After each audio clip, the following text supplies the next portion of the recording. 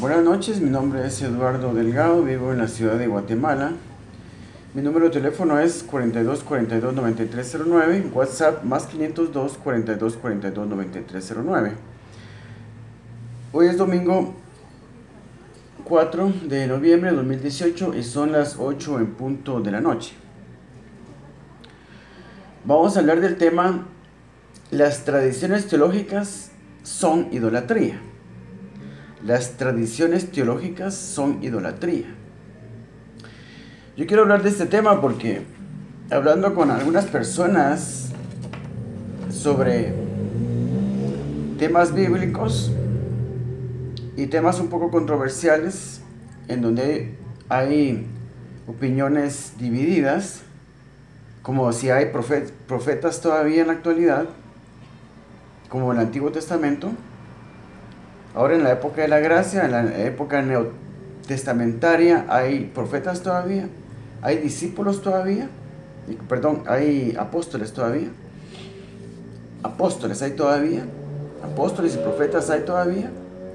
Pero el tema más controversial en este momento es, y que no durante años no se han puesto de acuerdo, las diferentes corrientes, las diferentes, digamos, ¿cómo les dijera yo? Las diferentes iglesias en donde están de acuerdo con que si hay profetas y apóstoles actualmente, no se ponen de acuerdo con los de las iglesias fundamentalistas conservadoras, que dicen que ya no hay profetas y apóstoles todavía. Si durante años no se han puesto de acuerdo con esto, va a ser más difícil todavía que se acepte el tema del tema de la prosperidad financiera. Ahora, se habla de un evangelio, el evangelio de la prosperidad. El evangelio de la prosperidad como algo, como una invención de la gente. Tal vez así lo sea en realidad, porque yo no sé realmente en qué consiste ese evangelio de la prosperidad. Yo no hablo de eso en realidad. Yo hablo de la Biblia. Y si la Biblia habla de prosperidad, y si le quieren llamar el evangelio de la prosperidad, está bien, pero lo importante es que una cosa está en la Biblia. Entonces, el meollo del asunto para mí en este momento es aclarar que la iglesia está prisionera en tradiciones teológicas que pueden variar. Tomemos como un ejemplo a los católicos. Yo pienso que dentro de los católicos hay mucha gente verdaderamente cristiana, que ha recibido a Jesucristo en su corazón para ser salvos. Eso los hace parte de la iglesia de Jesucristo. ¿Cuál es la iglesia de Jesucristo? La iglesia de Jesucristo está conformada por los verdaderos creyentes, no por toda la gente que asiste a las iglesias evangélicas. Por lo que los evangélicos pensamos. Los católicos podrían pensar otra cosa. Todos los que son católicos, se van a las iglesias católicas, son los verdaderos, la verdadera iglesia. Y creo que ellos sí lo piensan así, igual como lo pensarán los testigos de Jehová, los mormones, que son la verdadera iglesia del Señor Jesucristo. Nosotros los evangélicos podemos pensar que todo aquel que va a una iglesia evangélica, se congrega fielmente los domingos y vive bien, sin pecar, es la iglesia. No, la iglesia está conformada por verdaderos creyentes que le han entregado su corazón y le han abierto su corazón al Señor Jesucristo para invitarlo a morar en él, para que limpie sus pecados, perdone sus pecados, limpie su corazón y les conceda la vida eterna, con verdadera fe y con verdadero arrepentimiento, tratando desde ese momento, de hecho, experimentando un nuevo nacimiento, porque aquel que no experimenta un nuevo nacimiento no experimenta ningún cambio en realidad. Aquel que verdaderamente recibe al Señor Jesucristo en su corazón va a experimentar el nuevo nacimiento del que habla el capítulo 3 de Juan. Cuando Nicodemo habla con el Señor Jesucristo, y el Señor Jesucristo le dice: de cierto te digo que si no nacieres de nuevo, no podrás ver el reino de los cielos. Entonces, los que realmente experimentan un nuevo nacimiento son los que conforman la iglesia del Señor Jesucristo y pueden estar dentro de la iglesia católica, dentro de la iglesia de los adventistas, dentro incluso de la iglesia podría darse el caso también, más difícil todavía por la doctrina que tienen. En los testigos de Jehová podría haber alguno que realmente viera la luz de la verdad, porque pues ellos también tienen Biblias y los mormones también. Y entonces, digamos, mucha gente fuera de las iglesias que no profesa ninguna religión y no es adepto a ninguna iglesia, a ninguna denominación cristiana, y no va a ninguna iglesia, también pueden ser cristianos. Gente que en su vida privada ha visto un programa de televisión, ha recibido a Jesucristo en su corazón para ser salvos, y empiezan a tener una vida de oración, o empiezan a ver solo programas de televisión cristianos, empiezan a crecer espiritualmente y empiezan a leer su Biblia. También son parte de la iglesia del Señor Jesucristo. Entonces, pero el problema es que, digamos, las iglesias más, digamos, las personas más religiosas y la gran masa de gente que asiste a las iglesias, y vamos a hablar específicamente de la iglesia evangélica, la iglesia protestante, que digamos son los que más, se puede decir, más se apegan a la Biblia, a las escrituras. Porque eso es así, desde la Reforma de 1517, eso es así, pero también ya se cayó en tradiciones religiosas. Cuando algo se vuelve tradición, ya no se cambia. Y hay errores ahí, que no sería, algunos errores que hay en las tradiciones teológicas dentro de la iglesia cristiana evangélica, así como en cualquier otra rama del cristianismo, no se pueden cambiar, no se pueden arreglar los errores cuando ya se vuelve una tradición teológica, pero hay unas cosas que no sería tan difícil, no son tan difíciles de entender, porque hay suficiente evidencia bíblica. Hay suficiente evidencia bíblica para saber que sí pueden haber apóstoles todavía. Yo hice un video acerca de eso. Hay un pasaje de la Biblia, creo que es bueno, esto se relata en el libro de los Hechos, cuando Pablo y Bernabé fueron a una ciudad, no recuerdo el nombre de la ciudad, andaban en varias ciudades predicando el evangelio, a una ciudad donde Pablo y Bernabé oraron por un paralítico. El paralítico experimenta una sanidad instantánea, milagrosa, y toda la demás gente empiezan a rendirle culto a Pablo y a Bernabé. En ese pasaje, por lo menos en mi Biblia, traducida al español, se les llama apóstoles a Pablo y a Bernabé, y ninguno de los dos estuvo con los 12 originales apóstoles que caminaron con el Señor Jesucristo. Pero se le llama apóstoles en plural. No tengo el pasaje ahorita, pero es fácil encontrarlo. En el libro de los Hechos está este relato, cuando empiezan a llevarle flores y guirnaldas a Pablo y Bernabé por haber hecho este milagro, y la gente los empieza a adorar y a rendirle culto. Llaman a Pablo Júpiter y a Bernabé, no sé qué otro nombre le dicen en cuanto a los dioses mitológicos griegos, pero la Biblia en español los llama apóstoles. Y los apóstoles, dice ahí, los apóstoles se contristaron por lo que estaban haciendo ellos, les llaman, dicen, por favor dejen de hacer eso, porque nosotros somos humanos, así como ustedes. Entonces ahí claramente se les dice apóstoles. No hay que ir muy lejos para darse cuenta de las cosas. Hay errores doctrinales que ya se volvieron una tradición. Cuando algo se convierte en una tradición no se puede cambiar, pero algunas cosas son fáciles de corregir, como eso de que no hay apóstoles. Llama a Pablo y a Bernabé apóstoles en plural, no se refiere solo a Pablo, se refiere también a Bernabé en este pasaje que les digo. Hay otros pasajes también que dejan la cosa clara en realidad. Y eso es la Biblia. Esto es la Biblia, no tenemos que aceptar otra cosa. Vienen teólogos y dan su opinión. Mire, yo opino que por tal y tal razón apóstoles ya no pueden haber. ¿Y qué nos importa a nosotros lo que digan los teólogos? ¿Qué nos importa a nosotros? No son apóstoles ellos. No tienen la autoridad apostólica. ¿Cómo puede alguien creer algo que es en contra de la Biblia? Esto es en contra de la Biblia. No podemos predicar un evangelio diferente. Con respecto a ser profetas todavía. Lo que le estoy diciendo a ustedes es que Hay errores doctrinales que son fáciles de corregir. Hay suficiente evidencia bíblica. Pero cuando algo se convierte, una idea se convierte en un ídolo en nuestro corazón y se convierte en una tradición teológica, ya no se cambia. Ya no se cambia y no es tan difícil cambiarlo. ¿Ya no hay profetas todavía? El profeta Ágabo lo cita el libro de los Hechos 2 veces. La primera vez viene con un grupo, no solo él era profeta, viene con un grupo de profetas de Jerusalén, Antioquía, donde estaba Pablo y Bernabé.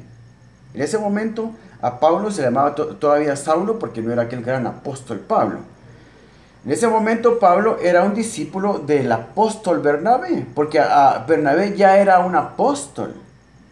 No era Bernabé el que estaba caminando con Pablo. Era Pablo el que estaba caminando, Saulo el que estaba caminando con Bernabé. Años después se convierte en el gran apóstol Pablo. Pero en ese momento, cuando Pablo está siendo discipulado por Bernabé, y eso lo deja muy claro, bueno, eso no está muy claro porque nunca se pensaba a Bernabé como un apóstol. Bernabé era un apóstol, antes que Pablo todavía. Y si uno lee cuidadosamente la Biblia, porque aquí lo que manda es la Biblia, lo que debería mandar es la Biblia. La Biblia es la fuente. La Biblia es la fuente, no las opiniones de los teólogos, que hablan ya un evangelio diferente. Hay demasiados teólogos y demasiada teología que ya están predicando otro evangelio inventado por ellos. Entonces, le está diciendo yo, ya no hay profetas todavía. Qué fácil se demuestra lo contrario. El profeta Ágabo viene con un grupo de profetas. Habían bastantes profetas. Están las hijas de Felipe que profetizaban. Y profetizar no es predicar. Una cosa es predicar. Los pastores cada domingo se suben al púlpito, dan su mensaje, prepararon durante la semana y hacen lo mejor que pueden para explicar la Biblia. Pero eso no es profetizar. Profetizar es, dice el Señor que hagan esto y aquello. Dice el Señor esto y aquello. Viene un terremoto. Por favor, tomen eso en cuenta. Tomen precaución. En este caso, en el libro de los Hechos viene el profeta Ágabo con un grupo de profetas a Antioquía, donde estaba Pablo, Saulo y Bernabé, y da una profecía y da a entender en un acto profético, no especifica cómo lo hizo, pero solo dice que da a entender que viene una gran hambre en el futuro. Y es otra cosa, que dicen que no puede haber profetas porque ya no se puede profetizar acerca del futuro. Pero aquí está hablando del futuro. Este profeta Ágabo da a entender que viene una gran hambre en el futuro sobre Jerusalén. ¿Qué hacen todos los apóstoles y siervos de Dios en Antioquía? Escuchan la palabra del profeta y hacen lo que tienen que hacer. Juntan un dinero, hacen una colecta entre las iglesias, juntan un dinero y lo mandan. Adivinen con quién, a Jerusalén. Con Pablo y Bernabé. Con Bernabé y Saulo, creo que dice. Porque ahí en ese momento Saulo no era un gran apóstol, estaba apenas aprendiendo y estaba bajo el discipulado de Bernabé. Fíjense pues, viene un grupo de profetas. Mire, dejemos claros que todo lo que los primeros, digamos, la iglesia del primer siglo tenía y experimentaba, pues es para todos nosotros. Por eso está en la Biblia.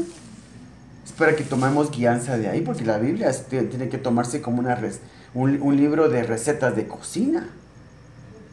La Biblia tiene que leerse como un libro de recetas de cocina. Usted tiene su libro de recetas de cocina. A ver, ¿cómo se hace el pollo en jocón? ¿Cómo se hace el pepián? ¿Cómo se hace las tortitas de carne? Las hilachas. Bueno, usted le echa tanto de tomate, tanto de sal, tanto de pimienta y tanto de esto. Y para media libra de carne y todo eso.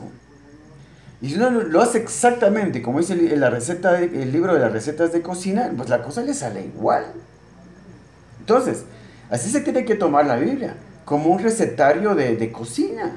Hacer las cosas exactamente como dice ahí. Y nos da los mismos resultados entonces. Entonces viene Ágabo, el profeta Ágabo, le dice todo esto a esta iglesia en Antioquía, lo escuchan. Y la profecía es para realmente darnos una instrucción con respecto a lo que tenemos que hacer. Porque el Espíritu Santo da estrategias para lo que la iglesia tiene que hacer. Por eso la iglesia actualmente está caminando en círculos. La gente cree que su única obligación es ir a la iglesia el domingo, dar un poquito de dinero ahí, vivir bien sin pecar y ya está. Y esperemos que el Señor venga y nos lleve a su presencia. Ahí está, se terminó todo. No tiene ninguna meta, no va a ningún lugar en realidad. Es como un avión donde todos están sentados y no hay piloto. Y no arranca, no nos lleva a ningún lado. Porque a donde la iglesia tiene que llegar es al punto de conquistar el mundo para Cristo.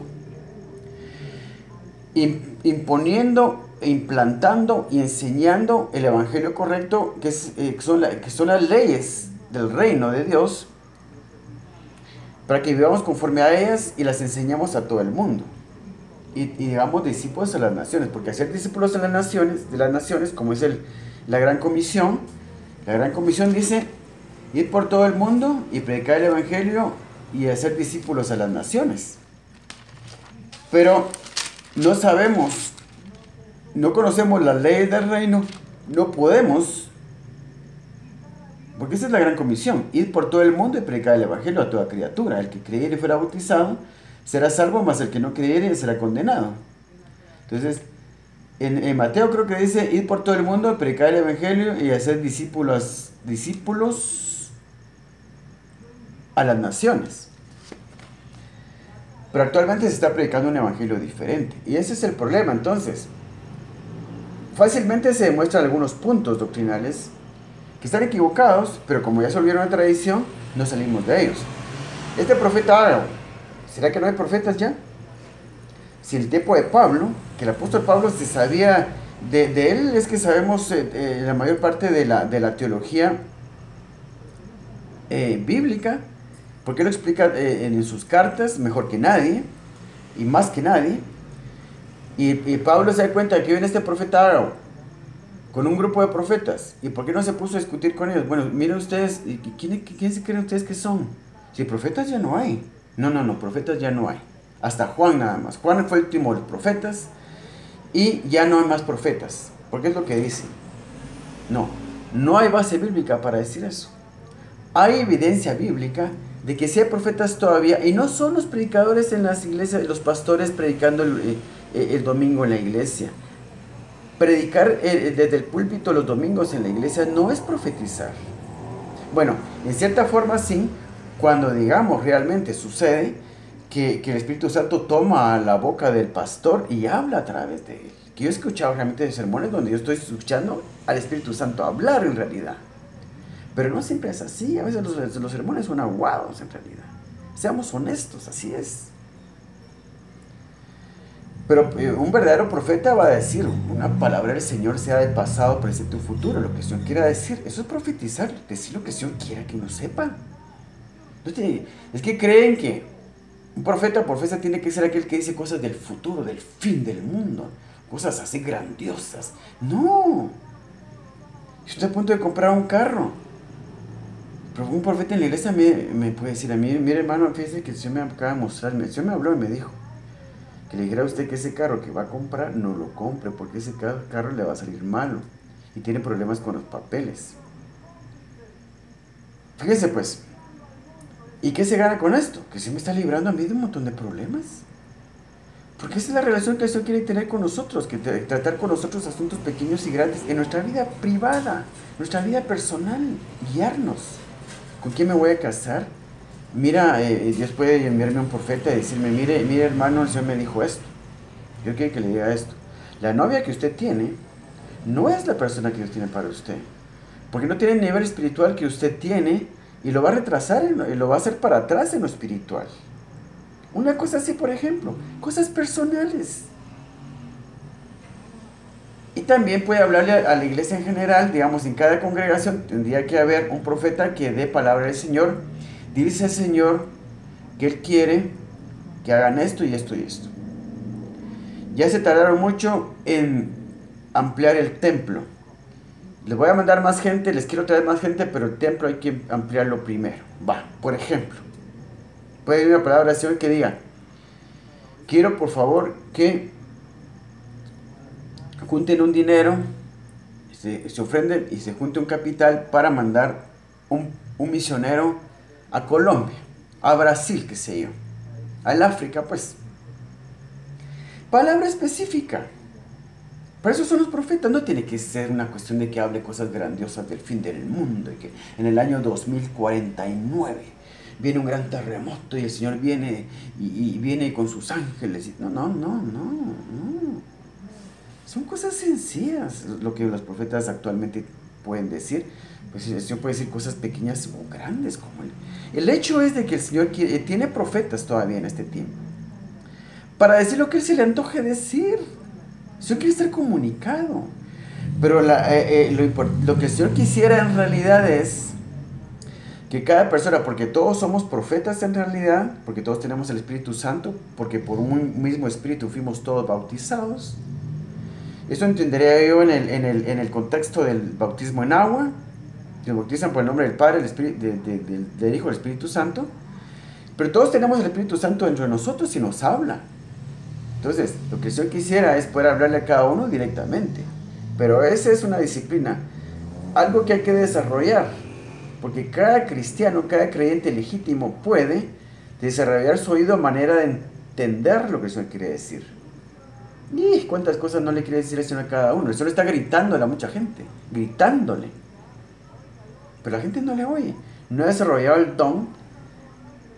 No es un don en realidad, es una, digamos, como le dijera yo, es una práctica que se va desarrollando cuando uno va creciendo en lo espiritual, se va desarrollando. Uno va leyendo la Biblia y cada vez va leyendo más todos los días, lee la Biblia, cada vez lee más la Biblia diariamente, cada vez le dedica más tiempo diario a leer la Biblia, que es lo que me pasó a mí. Yo puedo entender muchas veces, puedo entender lo que se me quiere decir, y algunas veces me ha pasado que viene un mensaje directo del Señor, un mensaje directo.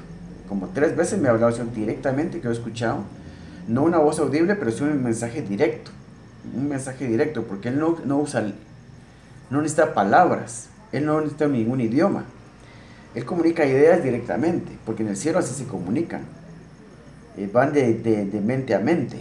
Entonces, pero cuando viene una idea en mi mente, que se ha puesto en mi mente, yo para contárselas a ustedes le voy a poner palabras. Entonces yo puedo decir, el Señor me dijo, pero no es que escuchara ninguna voz, Él me dijo, me habló directamente. A veces solo pone ideas en la cabeza de uno, y a veces uno puede creer que alguna idea es de Dios y resulta que es de uno, o puede también pensar que es de una idea de uno y resulta que es de Dios. Pero ese discernimiento lo va adquiriendo uno con la práctica. Bueno, no quería extenderme en este tema, pero el hecho es de que el punto es de que sí se puede demostrar que es suficiente evidencia bíblica para algunos temas y se pueden demostrar que están equivocados. Como es de que no hay apóstoles, no hay profetas, ese es un gran error. Ese es otro evangelio que se inventaron algunos teólogos.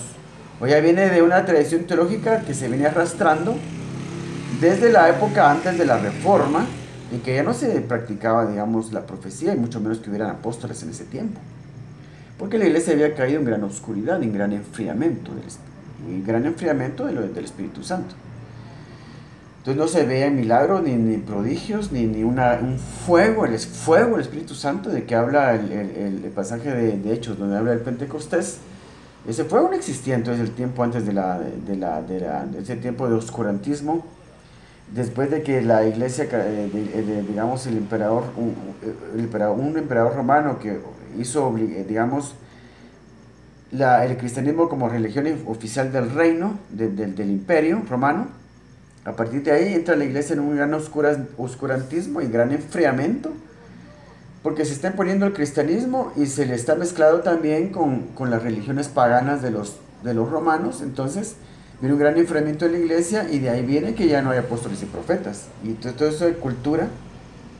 Entonces el trasfondo lo absorbe, viene ya absorbido después de la Reforma, y hasta hace poco tiempo que en las iglesias más liberales, las iglesias pentecostales, neopentecostales, se empezó a implementar el ministerio del apóstol y del profeta nuevamente. Pero lo importante en realidad es qué es lo que la Biblia dice, porque ese es mi punto.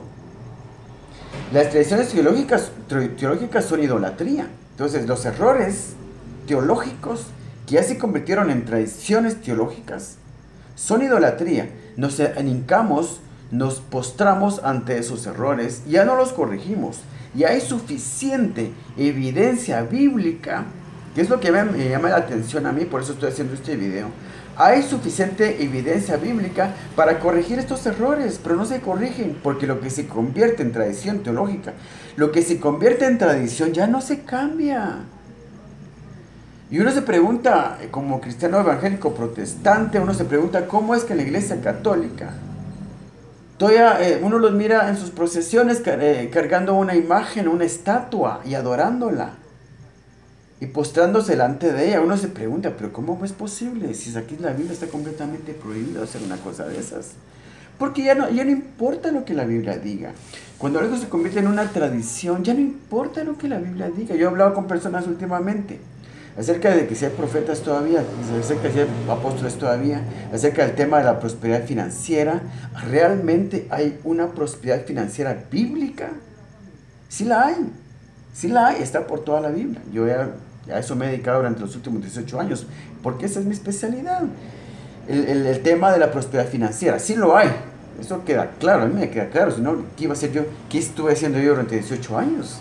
Si eso fue el tema que estuve estudiando. Sí lo hay, pero que la gente lo crea, muy difícil, porque ya no le entra.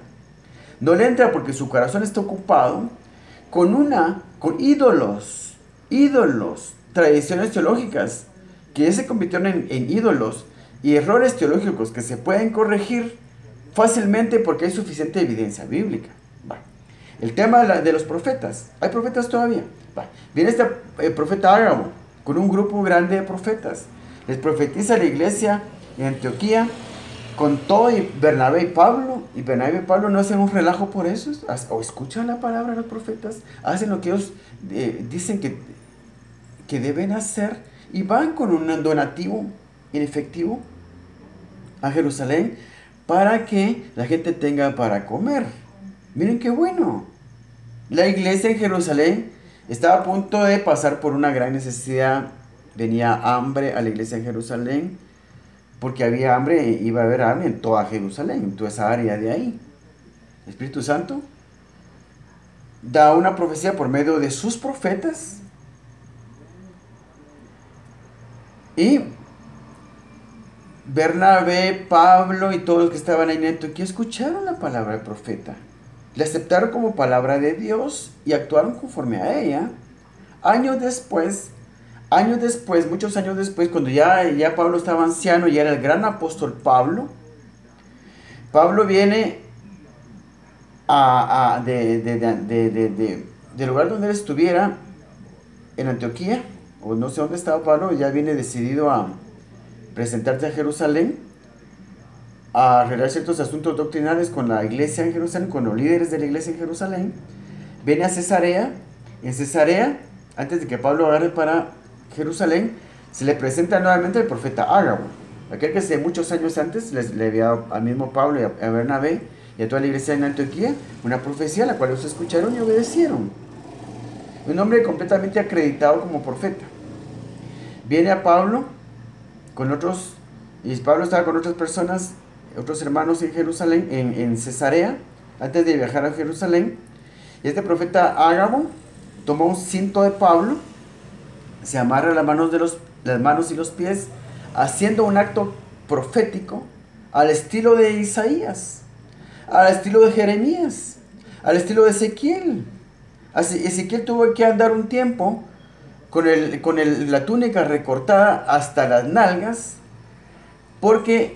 y así tuvo que andar varios años así, con la túnica recortada hasta las nalgas, mostrando su cuerpo como acto profético, y entre otras cosas que el Señor le pidió que hiciera, que de esa misma forma como él estaba vestido, con su túnica cortada y rasgada, mostrando parte de su cuerpo y de sus partes más íntimas, así iba a andar el pueblo del pueblo de Jerusalén cuando fuera llevado cautivo. Ese tipo de actos proféticos los hacían los profetas en el Antiguo Testamento. Aquí está el profeta Ágabo haciendo un acto profético a la usanza de Isaías, de Jeremías, de Ezequiel, de los más grandes profetas del Antiguo Testamento. No, pero ya no hay profetas. ¡Qué ignorancia! Y qué falta de amor al Evangelio. A mí me enoja esto. Yo quisiera que todo esto cambiara. Hay suficiente evidencia bíblica. Este profeta Ágabo hace un acto profético a la usanza de los profetas del Antiguo Testamento y le dice a Pablo, así será atado, y le dice a todos los que estaban ahí, así será atado el hombre de quien es este cinto. Y será llevado prisionero, y le dice otras cosas que le van a pasar al apóstol Pablo. El apóstol Pablo acepta lo que se le está diciendo, lo cree. Y todos ahí empiezan, a los amigos, los que amaban a Pablo, empiezan a tratar de convencerlo que por favor no vaya a Jerusalén, que no le pase todo esto. Creyeron la palabra, el apóstol Pablo lo creyó. Todos empiezan a llorar y suplicar al apóstol Pablo, por favor no vayas. Esto te va a pasar, lo que el profeta te está diciendo, te va a pasar.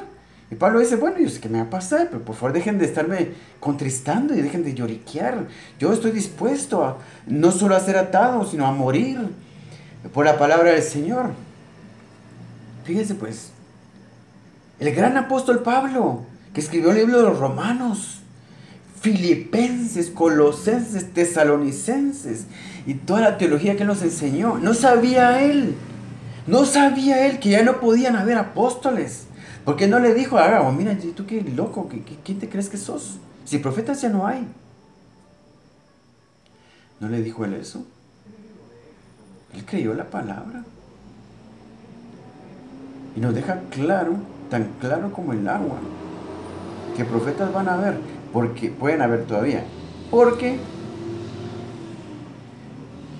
lo que tuvieron los apóstoles, la iglesia del primer siglo, aunque realmente son los rudimentos, los que Dios nos enseña la Biblia con respecto a la iglesia del primer siglo, son los rudimentos. Nosotros todavía tenemos que ir más allá, llevar las cosas a su máximo desarrollo. La iglesia tiene que llevar el cristianismo, la iglesia actual tiene que llevar el cristianismo a su máximo desarrollo, y cosas más grandes que las que hicieron en aquel tiempo, en el primer siglo de la iglesia, tenemos que hacer nosotros. Ahora hay profetas, y hoy en la mañana estaba viendo un programa de televisión aquí en el canal Enlace, donde estaban entrevistando en un programa que realmente es un programa que se hace en Estados Unidos, traducido al español, donde estaba el profeta Han Kuhneman, así se llama él, y este es un hombre muy bien acreditado como profeta. Porque una cosa es que realmente lo difícil de esta época actual es difícil saber qué profeta es. ¿Qué persona que se llama a sí mismo profeta realmente es un profeta de Dios? Hay muchos charlatanes que se nombran a sí mismos profetas, pero no lo son. Pero el hecho de que haya tantos falsos profetas, y créanme que también hubieron muchos falsos profetas en el Antiguo Testamento, en la misma época de Daniel, de Jeremías, de Isaías, de Ezequiel, había todo el tiempo, en la época de David, en la época de Saúl, en la época de todos los reyes, había montones de falsos profetas. En la época de Pablo, al mismo tiempo que el profeta Ágabo estaba hablándole a Pablo, créanme que había muchos falsos profetas y falsos apóstoles. Eso ha sido siempre así, y siempre será así. Entonces, está en uno el tener discernimiento para saber qué profeta es verdadero, qué profeta no lo es, qué apóstol es verdadero y qué apóstol no lo es. Si en las cartas de Pablo y los otros, en todo el Nuevo Testamento nos advierten en varios versículos, nos advierten de falsos profetas y falsos apóstoles, es porque realmente hay verdaderos. Porque para interpretar la Biblia uno tiene que usar la inteligencia, la lógica y el sentido común. Porque si no hay profetas verdaderamente y no hay apóstoles verdaderamente, ¿por qué nos van a advertir de falsos apóstoles y profetas? Pero el tema mío no es realmente defender el tema de que sea apóstoles o profetas todavía en este tiempo. Eso queda claro, hay suficiente evidencia bíblica para eso. Lo que yo quiero decir es de que realmente con algunos temas teológicos que están equivocados hay suficiente evidencia. Con algunos es más difícil. Por ejemplo, hay cosas que son difíciles de mostrar que están equivocados. Hay otras cosas más difíciles todavía de demostrar que están equivocados, pero hay algunas cosas que son básicas y realmente hay suficiente evidencia bíblica. Con respecto, estaba leyendo yo acerca del bautismo del Espíritu Santo.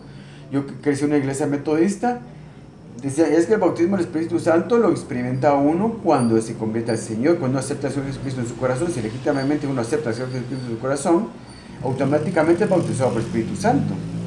Pero me parece a mí que los metodistas, porque yo crecí en una iglesia metodista, lo digo, y será igual en las iglesias, digamos, más conservadoras y fundamentalistas, que también me doy cuenta que les falta algo en realidad. Ese fuego del Espíritu Santo para hacer milagros y prodigios, y sanar enfermos y hablar con poder la palabra del Señor, no la miro yo en las iglesias fundamentalistas y conservadoras. Son iglesias generalmente frías, donde va poca gente, son iglesias de pocos miembros, va poca gente, y son iglesias frías en lo espiritual. A mí me da la impresión, por lo que he estado leyendo, y hay suficiente evidencia bíblica para eso, de que realmente les falta algo. Les falta algo. Yo no sé muy bien de eso, porque por haber crecido en una iglesia fundamentalista y conservadora, pues nunca se me oró porque yo, digamos, recibiera el bautismo del Espíritu Santo, una cosa así. Pero ahora que yo me he compenetrado en la lectura de la Biblia y en la oración, yo siento que hay en mí un poder mayor que el que tenía yo antes, cuando solamente asistía y era un cristiano bastante mediocre, digamos, con respecto al conocimiento de la Biblia. Pero ahora que me he compenetrado, he entrado más profundo al estudio de la Biblia, pasando mucho tiempo en lectura de la Biblia, mucho tiempo en oración, yo siento que ese fuego del Espíritu Santo está sobre mí. Porque yo pienso que realmente ese fuego del Espíritu Santo del que se habla en el primer siglo y que descendió sobre los creyentes, 120 creyentes, en un recinto, y donde viene el Espíritu Santo y desciende con poder y con estruendo y con fuego, y cae sobre los creyentes y hablan en otras lenguas y empiezan a predicar poderosamente la palabra del Señor. Yo pienso que es algo que está contenido en la palabra, y cuando yo vengo, estudio la palabra, la creo y la practico, la pongo en práctica, yo siento que ese fuego se aviva en mí o se acrecenta en mí, como eso es lo que yo he experimentado después de una lectura intensiva de la Biblia y una intensiva vida de oración. Pero nunca se me oró a mí o se me impuso manos porque yo recibiera el bautismo del Espíritu Santo. Que todavía estoy yo en eso, que si me hace falta o no me hace falta, porque digamos yo digamos he crecido en lo espiritual, he madurado en lo espiritual, y me pregunto yo, ¿qué me falta o qué no me falta? Si digamos tengo que ir a alguien para que ore por mí, por el bautismo del Espíritu Santo, porque aquí hay suficiente evidencia bíblica, bastante evidencia bíblica que dice que en los creyentes del primer siglo, después de que creían en el Señor Jesucristo y lo recibían en su corazón, se les oraba, se les ministraba con imposición de manos el bautismo del Espíritu Santo. Y así como estas doctrinas, hay muchas doctrinas que no son aceptadas en las iglesias fundamentalistas y conservadoras, y creo que es un error porque, digamos, ellos ya, me doy cuenta yo, que están prisioneros en una tradición teológica. Entonces, cuando algo se convierte en tradición teológica, ya no se puede cambiar, es muy difícil cambiarlo. Y para algunas de estas cosas, que son errores en las iglesias fundamentalistas y conservadoras, hay muchas cosas que hay suficiente evidencia bíblica para corregir esos errores. Pero no los quieren corregir porque están enamorados, y ese es el problema, es el punto de este video, a este punto quería llegar yo, que están enamorados de una tradición teológica. Pero también las iglesias liberales, más liberales, las iglesias pentecostales, neopentecostales, caen en otro tipo de tradiciones. Caen en otro tipo de prácticas que en ellos se convierten en tradición teológica o se convierte en una tradición, y todo lo que se convierte en tradición no se puede cambiar. Entonces, el punto de esta plática es una llamada de atención para que cada uno de nosotros, los creyentes, los cristianos, los seguidores de Jesús, estemos dispuestos a renunciar a cualquier tradición teológica, de regresar a la Biblia y tomar la evidencia bíblica y ponerla en práctica. Que si realmente pueden haber profetas todavía, ¿cuál es el problema? Esa es una bendición.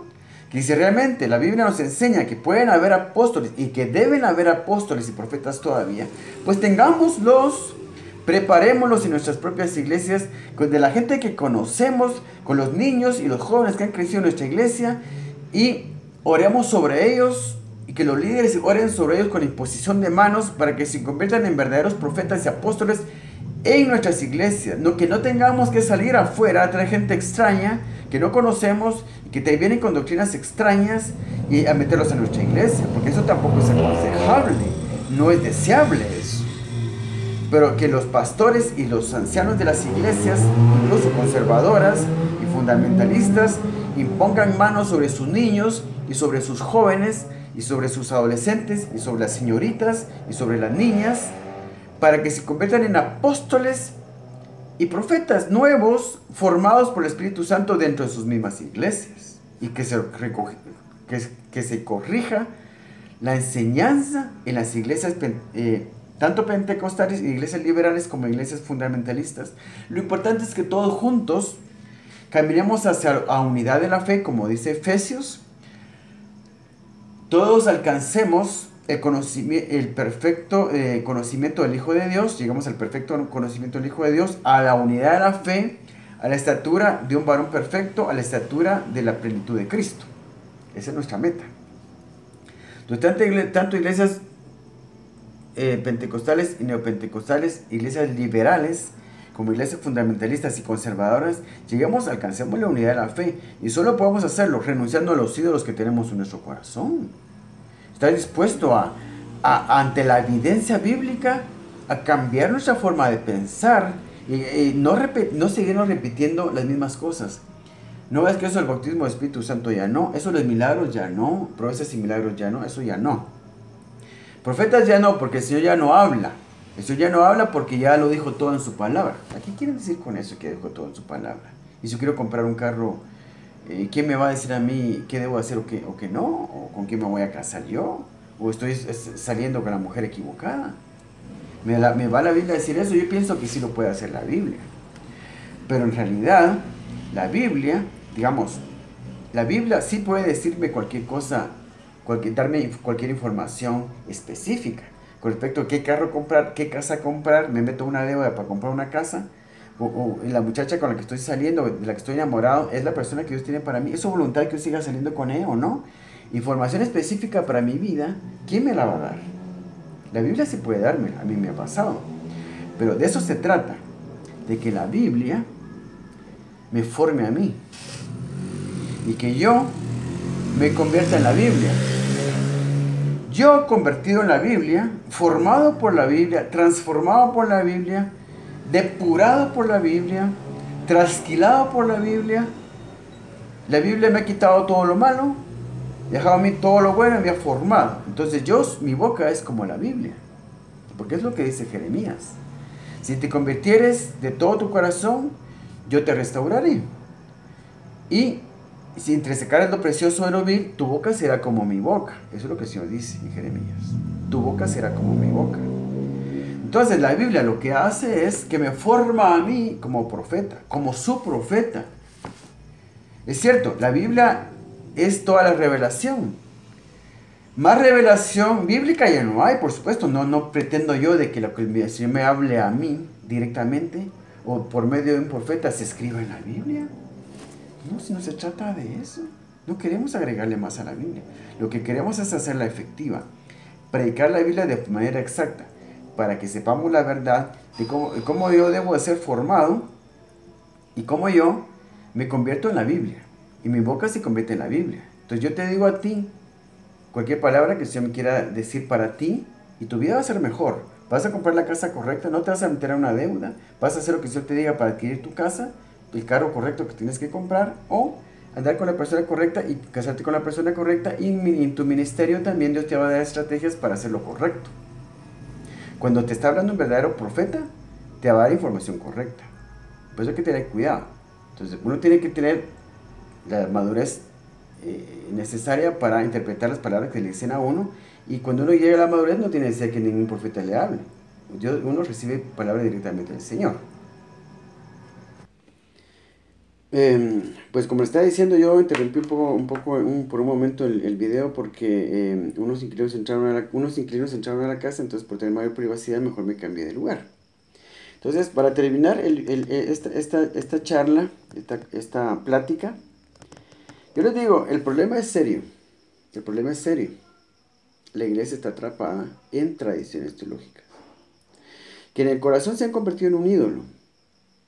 Y por mucho que uno les demuestre con la Biblia que están equivocados en algunos puntos doctrinales, la mayoría de las personas están atrapadas en esta idolatría, porque esto es idolatría. Cuando te ponemos cualquier idea, cualquier concepto, a la evidencia bíblica, que nos muestra que estamos equivocados, eso se convierte en idolatría. Cuando yo paso por alto la evidencia bíblica, con respecto de un tema doctrinal, y antepongo lo que me enseña, mi tradición, porque me enseñaron a mí algo de pequeño, yo me convertí y crecí en la iglesia tal y tal, me enseñaron esto es lo que yo amo pensar que las cosas son así, amo pensar que las cosas son de esta manera, como me lo enseñaron a mí, y no lo quiero cambiar, ya no me importa lo que la Biblia diga, ya no me importa lo que la Biblia diga. Yo voy a ir buscando teólogos y pastores que digan lo que yo quiero escuchar. Que digan las cosas que a mí me enseñaron de pequeño. Ya no me importa si son verdad o son mentiras. Yo creo que me enseñen, que hablen de las cosas que a mí me enseñaron. ¿Cómo me las enseñaron? ¿Qué dice la Biblia? Ya no me importa en realidad lo que diga la Biblia.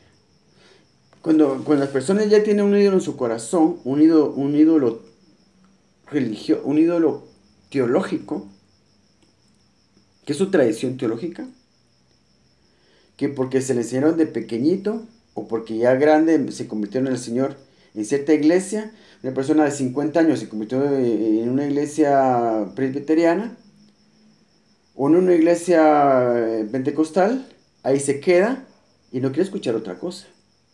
Entonces, cuando me convertí me enseñaron esto. Y es lo que yo creo, es lo que yo quiero que me digan.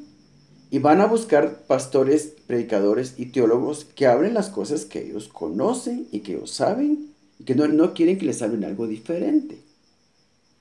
Por eso el tema de la prosperidad financiera no entra. No les entra porque no se los enseñaron. Y como sus pastores y las fuentes que ellos usan, las fuentes, los teólogos y los libros de teología que usan como fuente, ya sea en una iglesia pentecostal, pues en las iglesias pentecostales también hay teología. Y como esas sus fuentes teológicas no les hablan de la prosperidad financiera, pues simplemente no les entra. Porque lo que ellos no saben, no existe. Lo que ellos no saben, no existe. Pero debería de ser que lo único que importa es lo que la Biblia diga. Entonces yo he estudiado el tema por 18 años. Por poner un ejemplo nada más, el tema de la prosperidad financiera. Que de eso puedo hablar yo porque lo he estudiado 18 años. Es algo que está en la Biblia. Pero me doy cuenta que a la gente ya no le importa, está en la Biblia o no está en la Biblia. Simplemente no es parte de su tradición. No es parte de los ídolos de su corazón. No están dispuestos a renunciar a los ídolos en su corazón y decirse a sí mismos, bueno, a mí me enseñaron algo y he creído algo toda mi vida, pero si alguien me demuestra a mí que el tema de la prosperidad financiera es bíblico, lo tengo que aceptar. Tengo que aceptarlo porque no me queda de otra forma. Porque yo tengo que aceptar lo que la Biblia dice. Porque yo sigo a Jesús. A Él lo sigo nada más. No sigo a mi pastor. No sigo ninguna corriente teológica. Yo sigo a Jesús. Y a Jesús solo puedo conocerlo y seguirlo legítimamente por la Biblia. Y lo de lo que la Biblia dice es lo único que a mí me puede importar en realidad. Así tendría que ser. Pero no es así. Y no podemos darnos cuenta, no podemos ver, realmente no podemos ver cuando estamos atrapados en una tradición teológica. Pero el problema es grave. El problema es serio. La iglesia actualmente, por supuesto habrán casos, habrán excepciones. Las excepciones, el grupo de personas que realmente no está atrapada en una tradición teológica, yo estoy seguro que son pocos. Porque miro una tras otra vez, y una tras otra iglesia, y las predicaciones en la radio, o predicaciones grabadas, o predicaciones en YouTube, o predicaciones en la televisión, programas de televisión, uno se da cuenta que realmente la gente está atrapada en tradiciones teológicas. Y que los errores, muchos de estos errores doctrinales se pueden corregir fácilmente con la evidencia bíblica que hay, que en algunos temas es fácil encontrar mucha evidencia bíblica para corregir estos errores, en algunos otros temas es más difícil, pero sí se puede. Porque la Biblia es clara. La Biblia nos enseña todo lo que tenemos que aprender. La Biblia puede hablar por sí misma, porque si no es un libro que nos sirve. Cualquier libro que no pueda hablar por sí mismo, no sirve. Es que para eso son los libros, especialmente la Biblia, la Biblia está escrita por el Señor, usando las manos de hombres que fueron inspirados por Él. Tiene que ser perfecta, tiene que ser autosuficiente para enseñarnos y formarnos. Pero vienen los teólogos, los pastores que siguen a esos teólogos, nos dan enseñanza falsa y los seguimos, los entregamos a ellos. Cuando nuestra obligación es agarrar la Biblia y persistentemente buscar la verdad. Que no hay apóstoles todavía, voy a ver qué dice acerca de eso. ¿Qué dice acerca del bautismo del Espíritu Santo? ¿Qué dice acerca de los profetas? ¿Qué dice acerca de la prosperidad financiera? ¿Qué dice acerca de esto? ¿Qué dice acerca de lo otro? ¿Del homosexualismo? ¿Qué dice el homosexualismo? ¿Qué dice acerca qué dice acerca del origen de la creación? Realmente podemos sostener la idea de que los dinosaurios caminaron con Adán, que los dinosaurios caminaron con Moisés, que los dinosaurios fueron parte del arca de Noé. Por ese tipo de afirmaciones es que la comunidad científica se burla de la iglesia cristiana. Porque se predica que Noé metió dinosaurios al arca de Noé. Eso es ridículo. Ridículo. La Biblia, Dios, el Señor Jesucristo, el Espíritu Santo en ningún momento nos demanda tener una fe estúpida, una fe ciega, una fe ignorante, una fe tonta. No puede ser que los dinosaurios han vivido con el hombre actual. Los dinosaurios existieron hace millones de años. Y eso está comprobado por la ciencia, porque no podemos ponernos a pelear con la ciencia en todo lo que se dice, porque por supuesto es ridículo creer que el hombre desciende del mono. El hombre no desciende del mono. Entonces, digamos, existe realmente la evolución que dice la Biblia. Entre el versículo 1 de Génesis, el versículo 1 de Génesis 1 y el versículo 2 de Génesis 1, hay un gran, y se enseña esto, que realmente puede haber un gran periodo de tiempo. Que también la creación no fue necesariamente en días de 24, no se llevó a cabo la creación en 7 días, necesariamente de 24 horas. Porque, digamos, como dice en una de las cartas de Pedro, 1000 años para el Señor es como un día y un día es como 1000 años. Entonces, no necesariamente está hablando de días de 24 horas. Un día puede ser para el Señor 1.000.000 de años. Y entre el versículo 1 de Génesis, que dice, en el principio creó Dios los cielos y la tierra. El versículo 2 dice, y la tierra estaba desordenada y vacía. O sea que de ahí se muestra que realmente entre el versículo 1 y 2 de Génesis 1 puede haber un gran periodo de tiempo, de millones de años. Okay. Se formó la tierra, existieron los dinosaurios, incluso puede haber existido una especie de evolución, pero que al momento de que Dios envía a Satanás y a sus ángeles al abismo, se crea una conmoción en el universo, se destruye todo el universo, porque ese abismo de que habla, cuando Dios envió a Satanás y una tercera parte de los ángeles del cielo, los manda al abismo. ¿De qué abismo se refiere? El abismo de que está hablando es el universo. Por eso dice que en una de las cartas de Pablo habla de principados y potestades que habitan en las regiones celestes. Las regiones celestes está hablando del espacio sideral, el universo en el que vivimos. Entonces habla de principados y potestades que habitan en las regiones celestes. Entonces está hablando de que realmente Satanás y sus ángeles fueron enviados al abismo, que es el universo nuestro. Entonces fue cuando se conmociona todo el universo. Y entonces en el versículo 2 de Génesis habla de que la tierra estaba desordenada y vacía. Entonces, ¿cómo es posible que la iglesia esté diciendo de que los dinosaurios caminaron con Adán, con Abraham, con Moisés, estaban en la misma tierra con los hombres, los primeros habitantes de la tierra, y que Noé mismo metió dinosaurios en el arca de Noé? Eso es ridículo.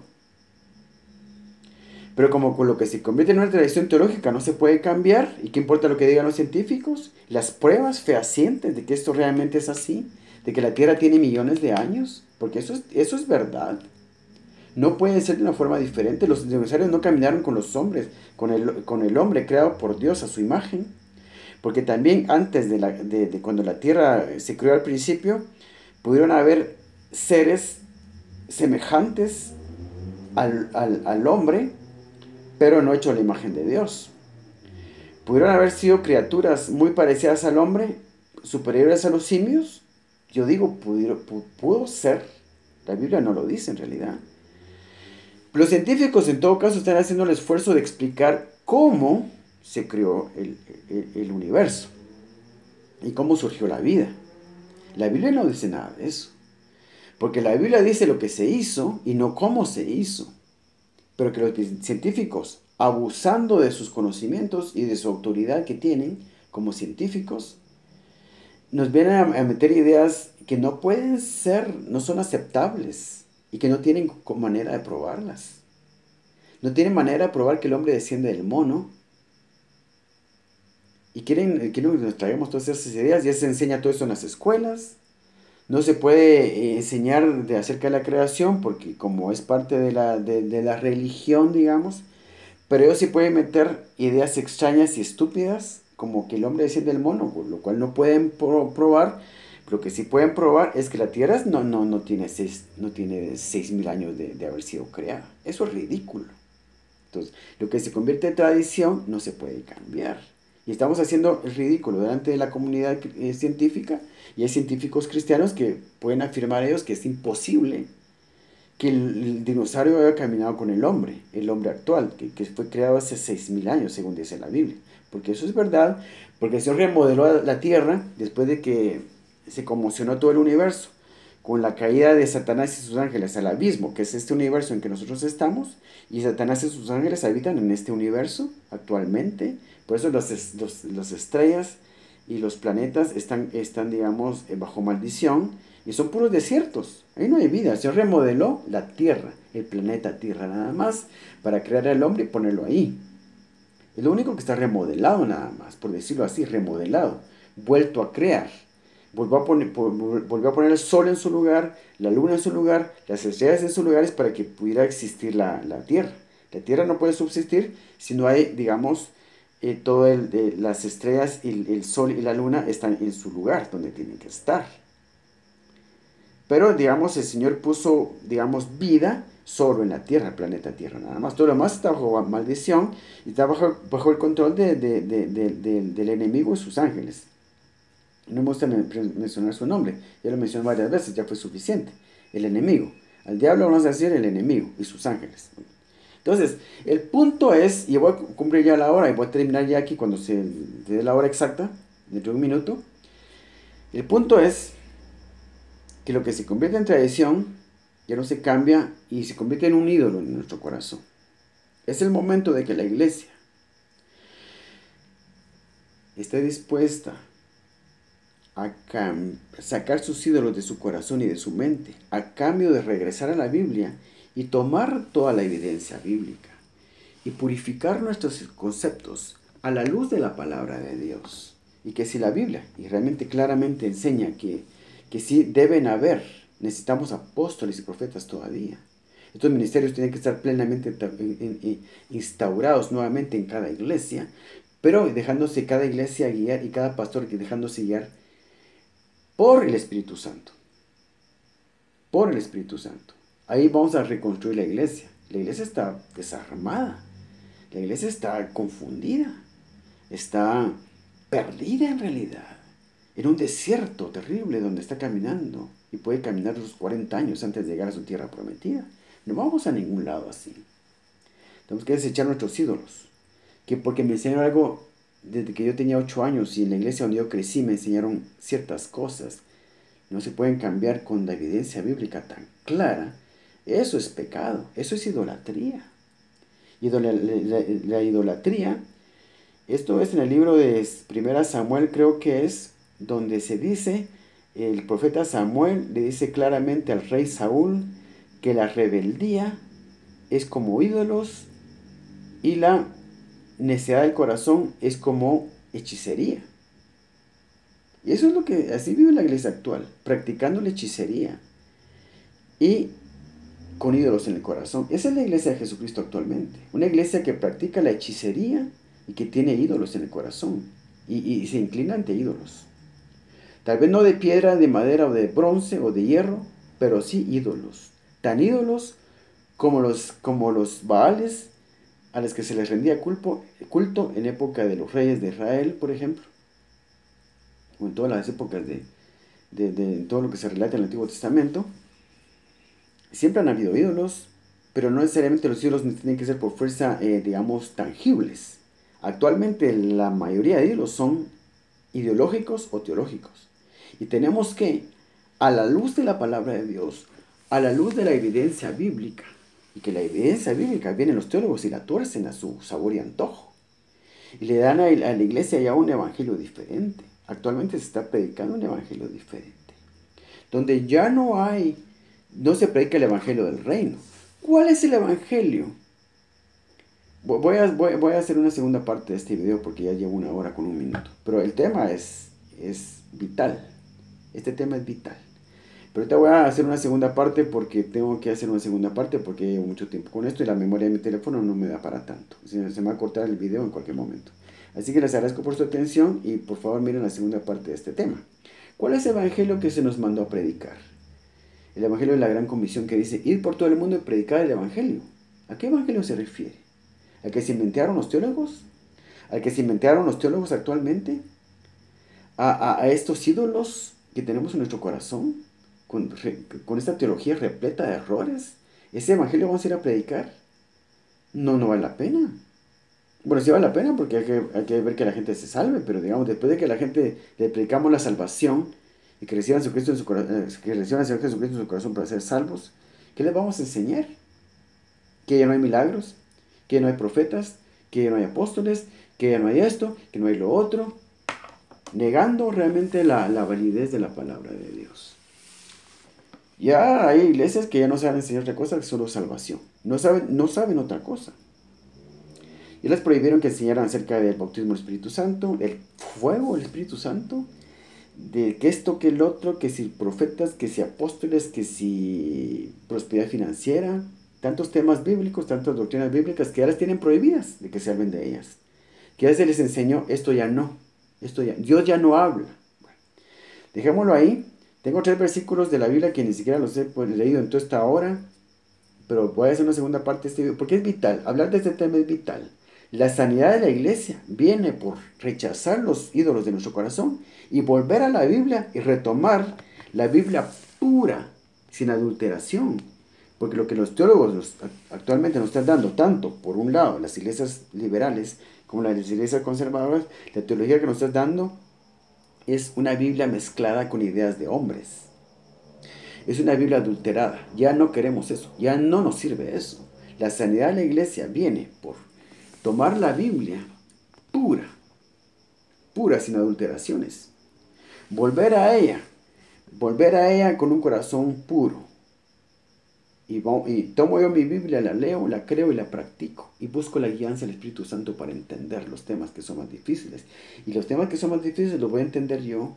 Y voy a saber la verdad de los temas más polémicos cuando yo madure en lo espiritual. Y solo voy a poder madurar en lo espiritual cuando saque yo mis ideas preconcebidas, los ídolos de mi corazón, renuncie a los ídolos de mi corazón y deje lugar a la guianza del Espíritu Santo. Que el Espíritu Santo me diga la verdad acerca de su palabra. Pero eso va a ser necesario que le dedique tiempo. yo realmente diariamente leí que mucho tiempo, como me pasó a mí, que eso me llevó a una lectura intensiva de la Biblia, me llevó a una vida de oración intensiva. Yo experimenté una transformación porque yo era un cristiano lleno de ídolos y defendía mi tradición metodista primitiva, que era lo que me había enseñado a mí en la iglesia metodista primitiva. Todo lo que se enseñó a mí yo lo defendía a capa y espada, sin preocuparme por ver qué realmente decía la Biblia, porque yo era un cristiano realmente entregado a la idolatría. Pero después yo experimento una transformación después que mis padres mueren. Y obviamente con el dolor de mi corazón busco al Señor de manera más profunda, con todo mi corazón. Es dispuesto a renunciar a todo lo que yo tenía adentro. Y es dispuesto a recibir todo lo que yo tenía para mí, ya sin ídolos en el corazón. Dispuesto a escuchar al Señor y recibir enseñanza del Señor porque mi corazón estaba destruido, quebrantado. Porque es necesario que el Señor quebrante nuestro corazón para que podamos romper ese corazón de piedra, sacar los hilos de nuestro corazón y que Jesús nos dé un corazón de carne, un corazón sensible a entender, sensible a escuchar esta palabra del Señor. Es lo que necesitamos ahora. Gracias por su atención. Voy a hacer una segunda parte de este tema inmediatamente. Dios lo bendiga.